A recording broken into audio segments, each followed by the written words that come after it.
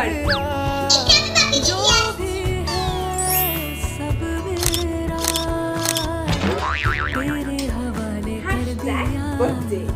আরে অনেক হয়েছে, আর ছবি তুলতে হবে না, জাগিয়ে তৈরি হয়ে নে, এবার তো লোকজন আসতে শুরু করে দেবে, তখন আর রেডি হতে পারবি না।